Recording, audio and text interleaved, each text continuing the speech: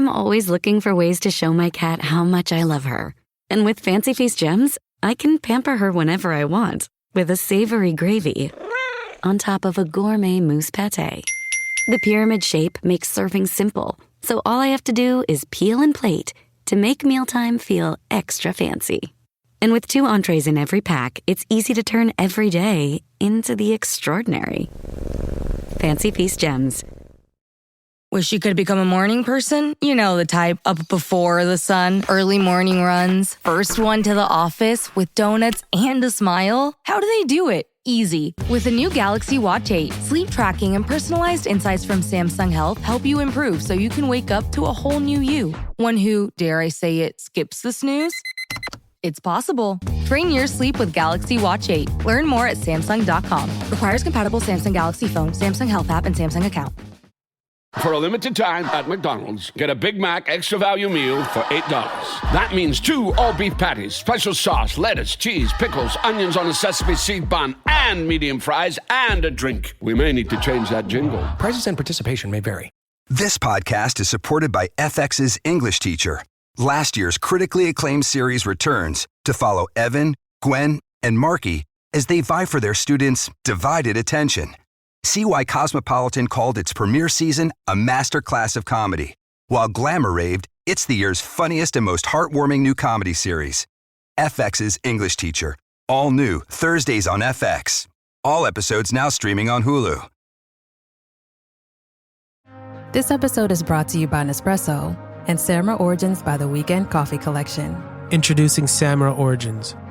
My collaboration with Nespresso is a connection to my roots, to my mother, Cmar. Coffee that hits the right notes. It transports you. Crafted with unique notes and bold soaring flavors. Experience a taste that moves you. Nespresso and Cmar Origins. Discover more at Nespresso.com.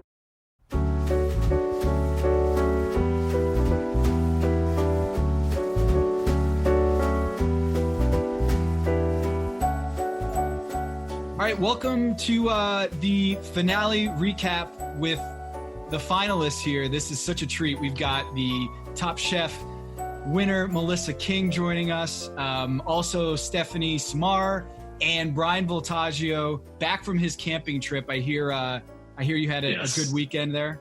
I did. I had a great weekend. Okay. Well, thank you so much for joining us. We're really excited. We had an amazing season, and we enjoyed watching you guys. And we have so many questions, but we have so little time here. So, Kevin, let's just kick things off. Let's start the roll here. Let's go. There must be this odd thing in your life, because what seems like just happened 2 days to all of us who watch and are fans, it's like this amazing pinnacle of your life, and then it's sort of like, yeah, we're going to kind of pretend nothing happened for 6-7 months. And then everyone in our world's going to act like congratulations on Thursday night, as if you just won this championship 48 hours ago. Like, is that weird? Oh, 100% weird. We come off the show working so hard, and then we celebrate that moment together, between me, Bryan, Steph, and the cast and producers. But then we go back to our normal life, and it's kind of sad. So it's nice. I mean, I'm grateful that that the secret's out there now, and that I don't have to carry this thing for so long, because it's been 7 months, I think, since it all happened. Yeah, I was just going to ask, what decade ago was the Mise en Place quickfire? The year of my birth, 1985. So long ago. Bryan, do you even remember that? The Mise en Place on the Griffith? It's been, it was back in September. So it was a long time ago. It takes that long to actually put everything together in production. And then, as it all comes together and unfolds, doing this a few times now, back to Melissa's point, no matter what, happens at the end, I mean, you can't share anything, friends, family, everyone's asking what's been going on. So yeah, I mean, after finale is a big, relief that it's done, it's over. Congratulations, Melissa. You know what I mean? And so we all get to, go back to, I mean, not normal lives, because life is changing, so rapidly now, but it's good that, it's over. It's sad that it's over though, because now I'm going to miss it, so, but it's great. We'll go to a couple of questions about the finale itself and the competition, and then want to hear about your lives, which must be really interesting right now. All right, Melissa, I'm yelling at the TV screen when I see you go to the grill. Because grills are fickle. You don't know what's going to happen with a grill you've never seen before. And I'm like, don't do the grill. The grill is just, and so I'm having this sort of anxiety for you. And I'm just like, I can't believe she's going to go to a strange grill that she's never seen before and risk Top Chef mortality. What were you thinking? I felt, I had to grill that bird. I wanted that smoky flavor. I wanted the char. I know it started raining a little into the cook. I mean, it wasn't raining when we first started, so I had no idea that it was kind of, the embers were going to kind of slow down, but it actually worked to my benefit to be able to just get a nice render on the skin. Yeah, so I don't regret it. But you even pivoted from the day before. If Tom isn't cooking the squab for you guys, are you even using the grill, or was it just because, hey, that looked like a good idea and now I'm going to switch up a little bit? I was initially thinking, I sous vide the bird, and then I was going to just pan sear it, kind of do it like a more French style and glaze it with the jus. And then, we had dinner at the house and I saw that Tom was working this beautiful grill outside, and it just clicked hey, let's grill it tomorrow. So I still sous vide it, but I just kind of flashed it onto the grill to get the smoke on there. Bryan, I was very despondent on your behalf about the no heart and soul thing. And I delivered basically a 5-minute rant on this. And part of it was for shit. But there does seem to be this thing. I said, I think on one broadcast, Tuscany's kind of an away game for Voltaggio, because Italian cooks are kind of in their own way just really snotty about their tradition. And they see this guy coming in who, what some people call, molecular gastronomy, or just he works with these textures. It's not conventional rustic cooking. And I kind of sense they wanted to give you shit about it. They kind of wanted to put this modern cook in his place. And I was just it's kind of a really terrible thing to say to someone. I was kind of despondent on your behalf. Yeah. I mean, I'm unsure whether or not it was lost in translation. You know what I mean? Because it could have been, to your point, this is not traditional, this is a little bit, not home style cooking. I don't know, whatever way you want to put it. But I also do know that Padma is she's fluent in Italian, so I'm sure translated directly. But regardless, I could care less how they feel at this point, because my food is full of heart and soul, and I don't really need to prove to them anymore. So, what mattered to me was in the last cook that I did at least show that I do have a different side to my food, because I feel like that people categorize all of us chefs a little bit in our styles. I think everybody has their own opinions about, even the judges. I know that Gail said even at one point during the competition that this looks like Bryan Voltaggio's food. And so I understand that, because they've seen a lot of all of our food, right? But I'm more than just foams and airs and all of that stuff. I can cook lasagna, and I did it beautifully. Yeah. And by the way, I remember I turned to my partner, Eric, who I've been watching with, and I was like, look, if nothing else happens to him, he just fucking nailed that lasagna. He showed them whatever else happens in this competition, I'm very happy for all That's it. You want some fucking lasagna? Give me some lasagna. Dropped a knife, right? We don't drop knives in Top Chef. Stephanie, we had Kevin Gillespie on last week, and he said how many times he was trying to. You're self-deprecating to a hilarious magnitude, where he just wanted to shake you and say, "You deserve to be here. You're a fucking really good chef," and just snap out of it. And you were also on this one of the last episodes here. You talked about how you were just happy to be in the top 10. You were just so thankful that you got that far. But what was the turning point for you where you said, Stephanie, I think I can win this damn thing, or at least I can get to the final? Yeah. the whole I've gotten the self-deprecating thing my entire life. I don't have the filter that shuts off the way my mind goes. So these are just the thoughts that are making me laugh or like go through all of this. But I was just talking to somebody about it, and I think that there was a moment around the Kaiseki Challenge, maybe Restaurant Wars, where I realized how lucky I was to have the opportunity to be there, and that if I didn't try my hardest, I would miss out on future chances, like to go to Italy, even to be in the next challenge. So I gave myself a kick in the ass and was like, get it together. Like I've been cooking since I was 14, 15 years old in restaurants. Like I can do this. And then all of a sudden I stopped being so hard on myself and I just started having fun. And I also, as the numbers went down, got closer with the other chefs. And that friendship that we all forged made me happy, which then made the food taste better. Quick question. Don't cry, Brian. I know that was an emotional one. Just in our final kind of like Bears game analysis, would you anything different about the milk braised veal? And this is our last like sort of gamesmanship. Yeah, I wouldn't do it. I would have done it. I think maybe I would have made the milk sauce and I would have done a preparation of the veal differently. Once the dish got away from me, it sprinted out of Italy. It went to Russia really fast. So I would probably just have done a few more testers with Italian veal just to know sort of what that fat content was and what it would be like when it was braised. Hey, Melissa, Stephanie drafted Brian Malarkey, I think with the first pick of that finale, where she drew the knife and she was able to pick Brian Malarkey. And sometimes when you got the number one pick, you didn't even want to pick people. You were just like, hey, whoever wants to go, like, go do it. Because I don't really care. I don't want to pick, jobs for people. Are advantages on Top Chef overrated?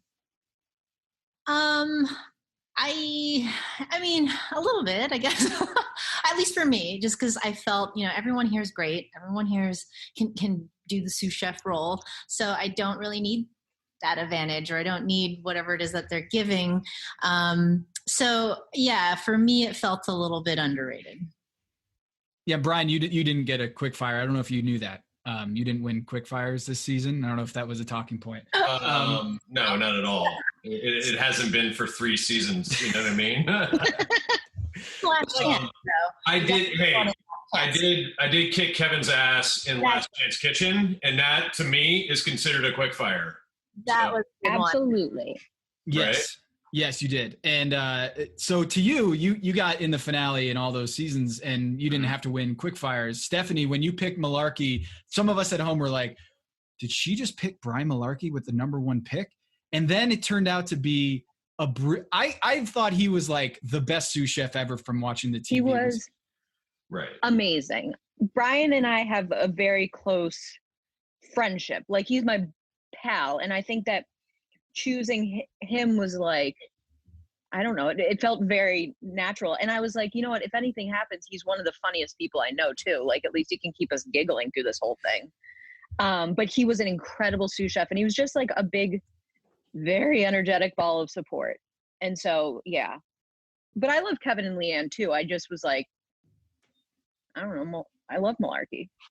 When you guys watch the show, are you, and whether it was this season or your previous season or seasons, because Malarkey was sort of cast as the heel for us viewers, right, who might not know. Does it ever surprise you the way certain co-chefs are kind of portrayed, or you kind of see the hand at work? Like, oh, that's interesting how they're portraying him. I don't think of that person as that arrogant, or I don't think of that person as that obnoxious.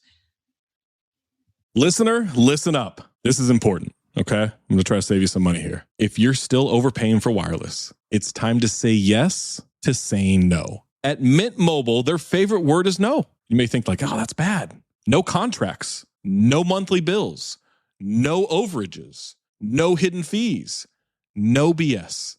Here's why I said yes to making the switch and getting premium wireless for $15 a month. You heard that correctly.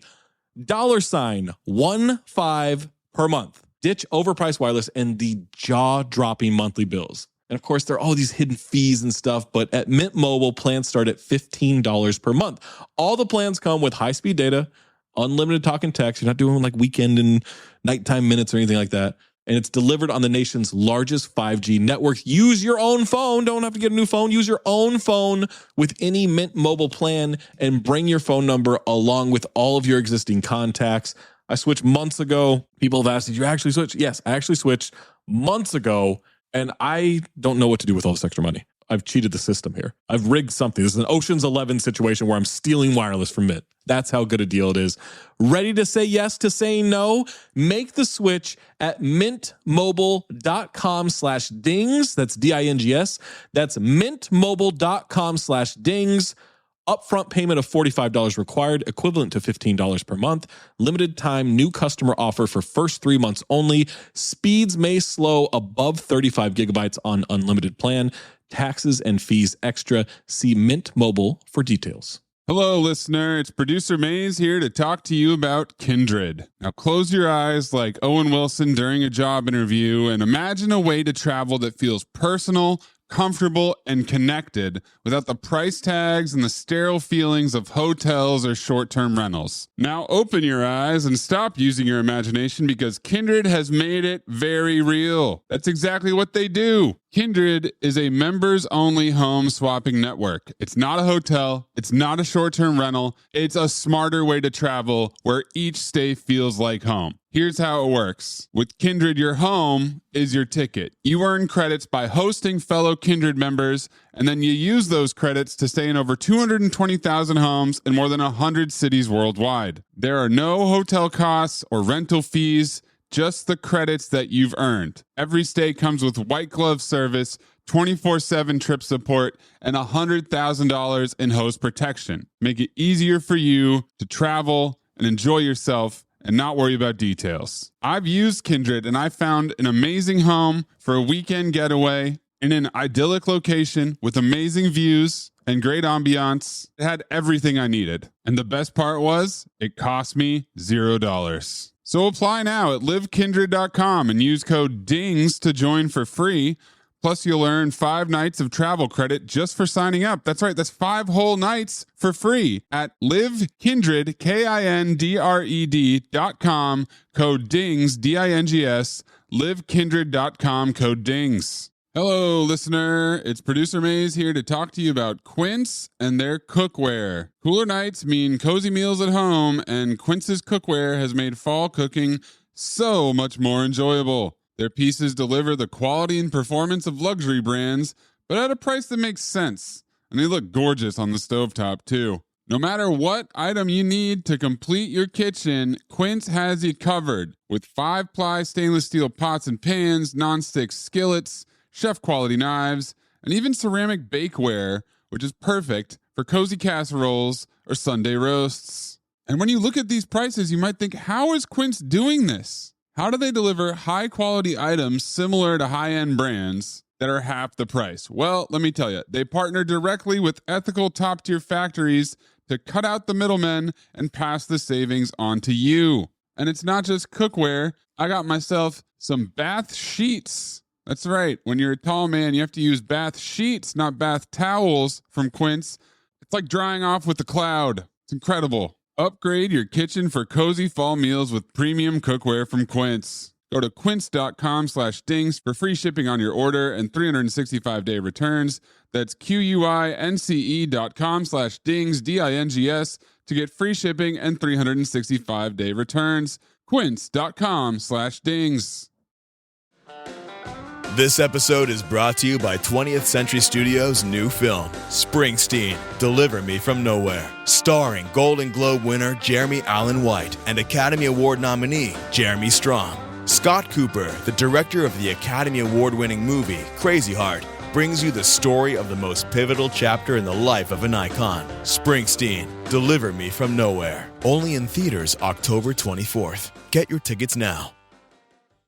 The family that vacations together stays together. At least, that was the plan. Except now, the Dastardly desk clerk is saying he can't confirm your connecting rooms. Wait, what? That's right, ma'am. You have rooms 201 and 709. No, we cannot be 5 floors away from our kids. The doors have double locks. They'll be fine. When you want connecting rooms confirmed before you arrive, it matters where you stay. Welcome to Hilton. I see your connecting rooms are already confirmed. Hilton, for the stay. I mean, I think everything you see is very true to our personalities.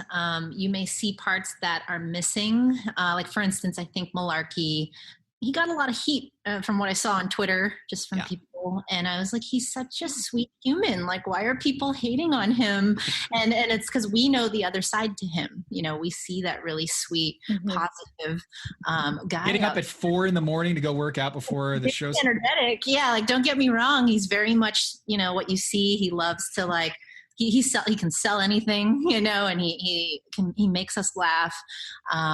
He loves to talk, you know, so all of those are very true to who he is. But sometimes I watch and I do wish there was more shown of the other sides that we see in our home together. For each of you, best thing you tasted this season that wasn't yours? Steph's pastas. I Stop. I was obsessed with all of your pastas. She would like feed me little pieces of tortellini like throughout the challenge. I think like the Michaels episode, her pasta was fantastic.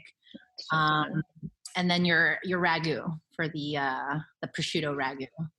I was dead. Bless your soul. Oh, stop it. That makes my day. The best thing that I didn't taste a lot of other people's foods, like, at all. I have to say the best thing that I tasted was that soup that Padma made. Oh, that was it was it was so good. And now I put coriander seeds in my soups. Yeah. It was really good. It was really good. Like, but that was kale bean soup. It was fantastic. Brian? All the other times when I had the opportunity to taste other people's food, I was going to throw up, and I was like, I can't taste your fancy food. I got to go. I've always personally wanted to go to Italy and harvest truffles. And so no matter what, hands down for me, harvesting white truffles and then eating those for the first time straight out of the earth was for me by far a culinary dream come true.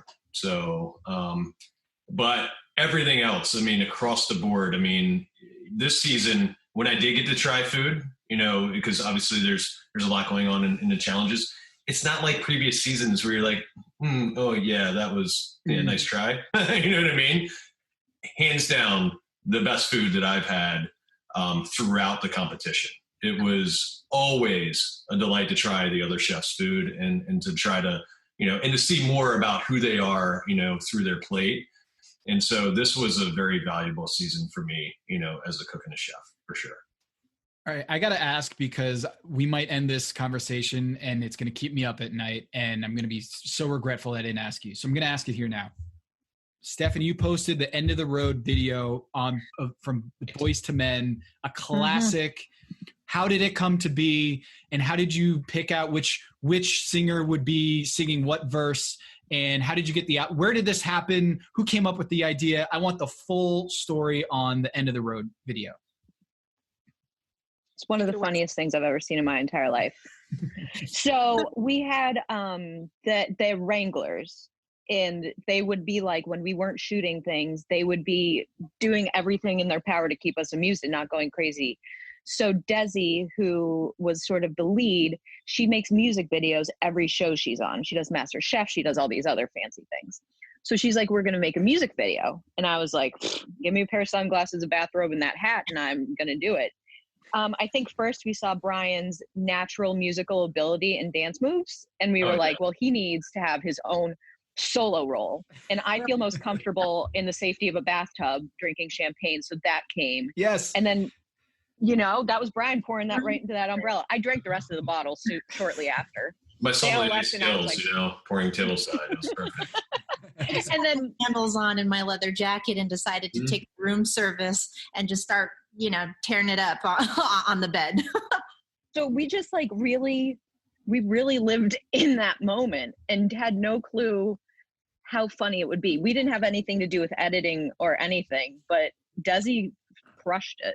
We also, I don't think we're expecting to release it. We had just made it for fun. Like, oh no, that was going throughout the world. No, for sure.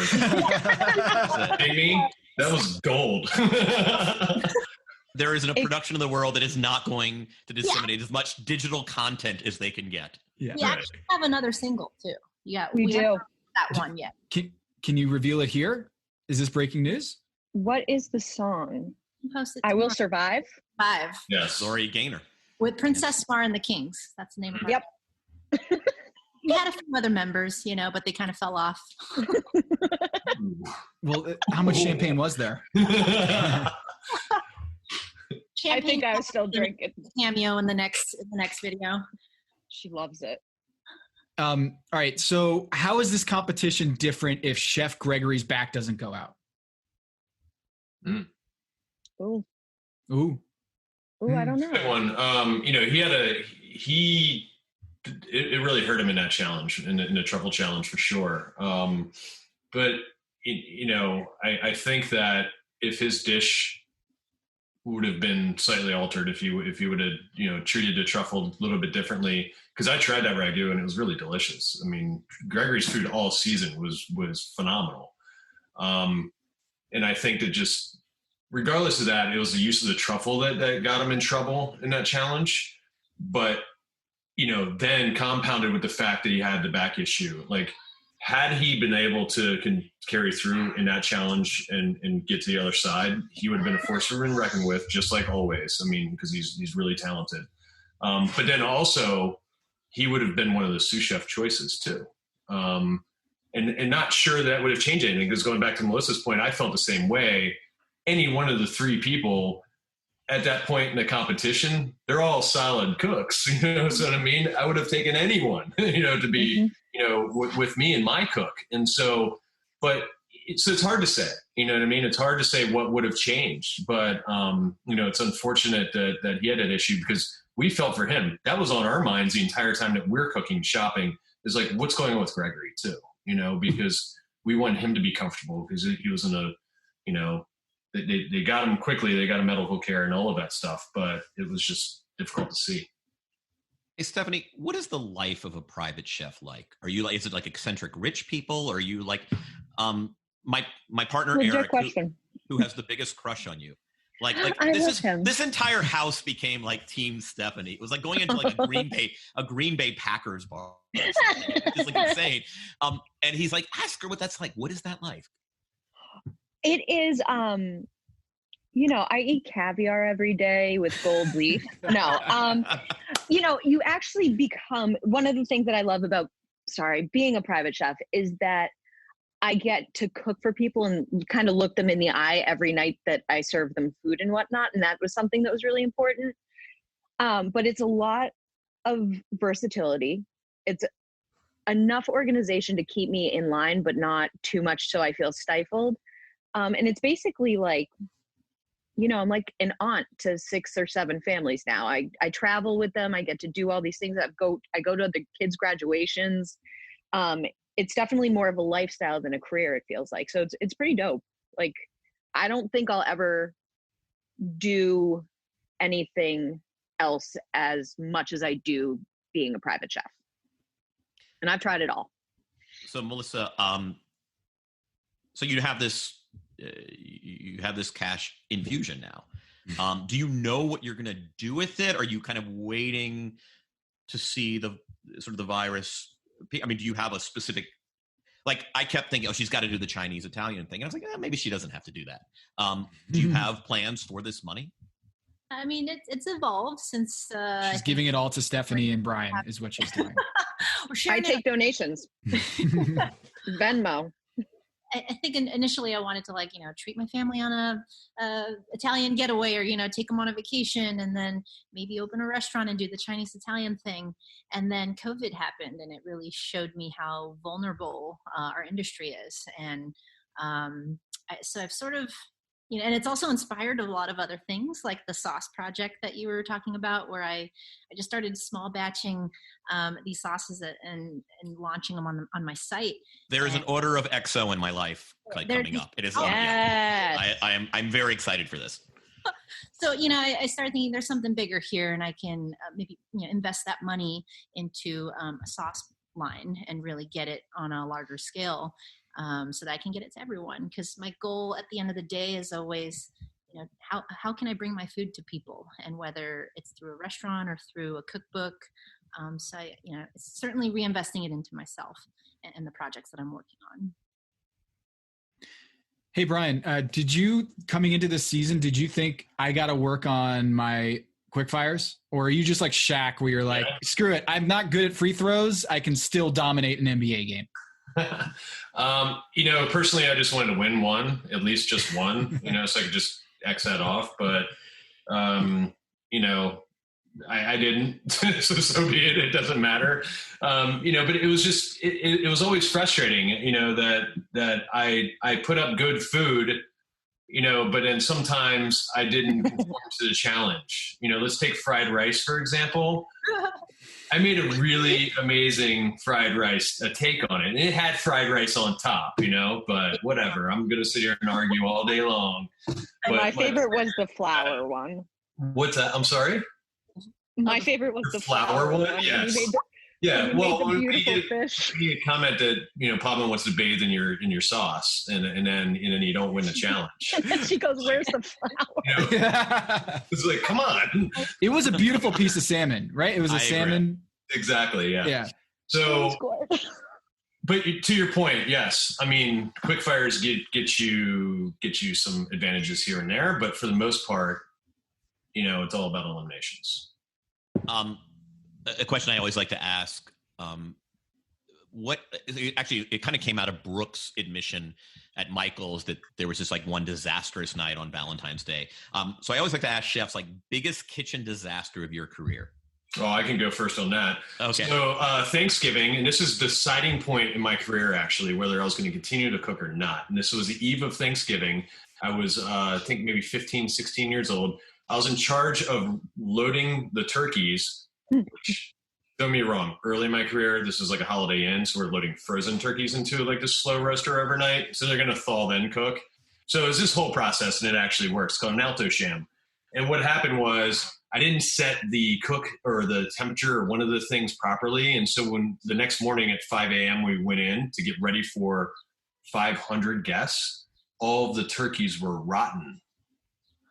How do you get turkeys on Thanksgiving morning to replace that? The chefs were calling like all of these other like vendors, and people had to go in Thanksgiving morning and ruin their day to get us turkeys. And I walked in at 8 o'clock and they all just looked at me like, and somehow I survived that and continued to cook. And it was like, that was the make or break for me. Like I almost quit. I was going to be done. Or fired. You know what I mean? So, how did you just not abandon the whole cooking thing after that? That's what I mean. But somehow I was given a second chance. And so I, pursued this career, but I'll never forget that, I'll never forget ruining Thanksgiving morning. So funny. My turn? Melissa, do you have one, or you're just like, I don't screw up? You just saw me. I just won top. Yeah, I don't fail. About what mine is, but mine was more of an injury. I had a bad injury when it's my first time at the Getty, my first job. I was a very young cook, and I was searing off short ribs, and I put too much oil in the pan, and I picked up these big my dog short ribs. What's up, dog? And they flipped right in, and this wave of oil just coated my hand, of hot oil, and just completely, my hand was a big bubble, basically, the top and the bottom of my arm.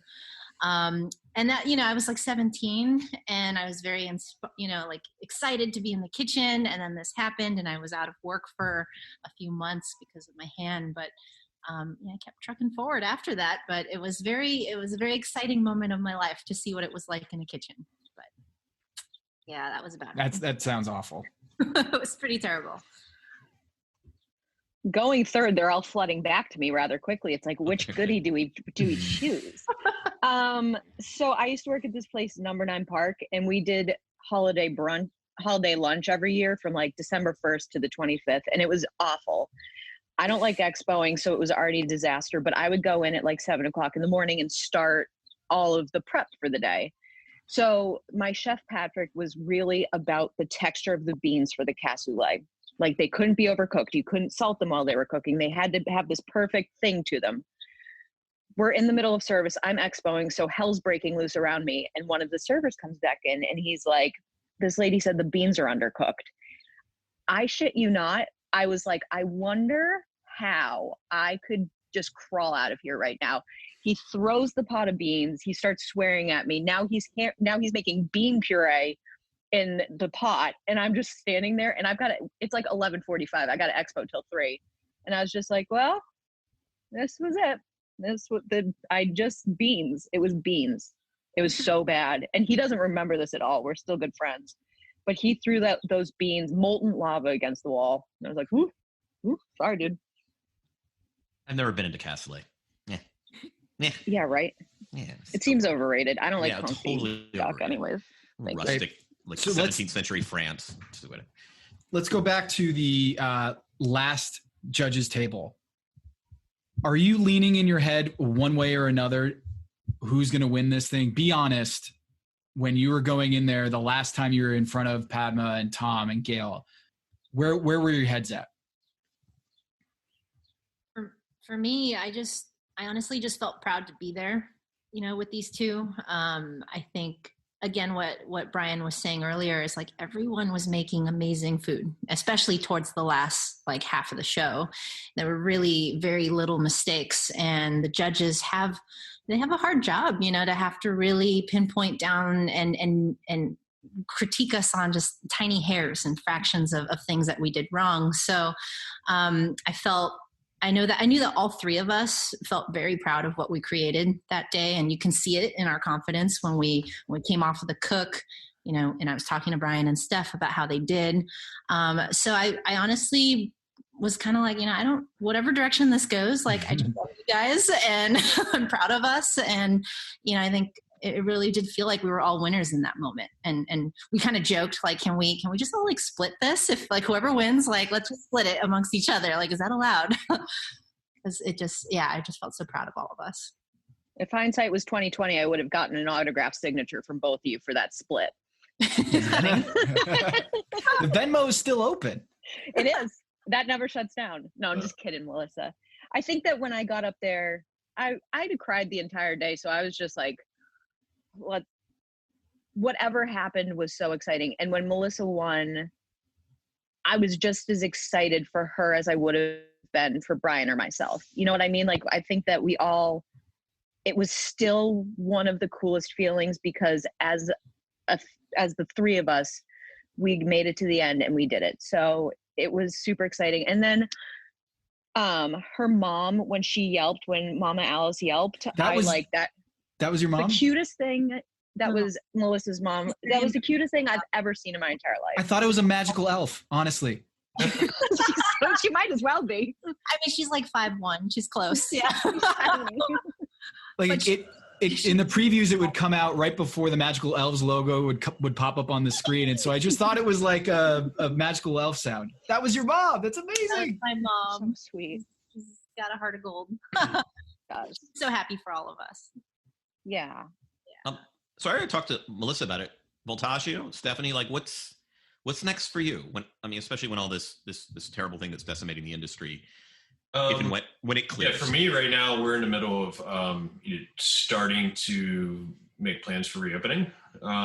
First concept is going to be coming in the next couple of weeks. It's with one of our partners. Michael and I have a partnership with a hotel casino that we're about ready to reopen, and we have one of our concepts inside, and so we're just taking it concept by concept, to reopen them, because it's just like you're opening a restaurant all over again, because it's not only are we recreating new food and bringing back the team, but we're also having to be very cautious and train and make sure that the entire team is up to speed on all the processes for COVID. And so it's a learning experience.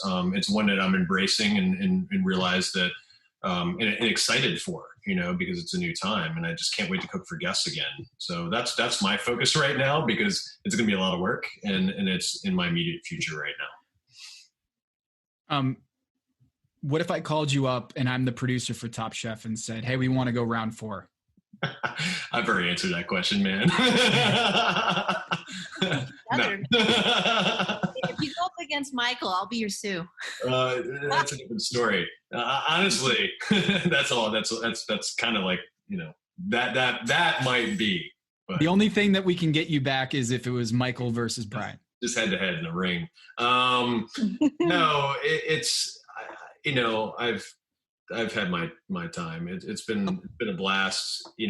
Honestly, it was an amazing experience. I got to do some incredible things. I'm so glad I got to go back and do it, this third time, especially, under circumstance of going over to Italy and just all of the experiences we had. And to, I knew every single person, that was in the house, but never got, or knew of, but got to meet all of these incredible chefs again and really got to know them.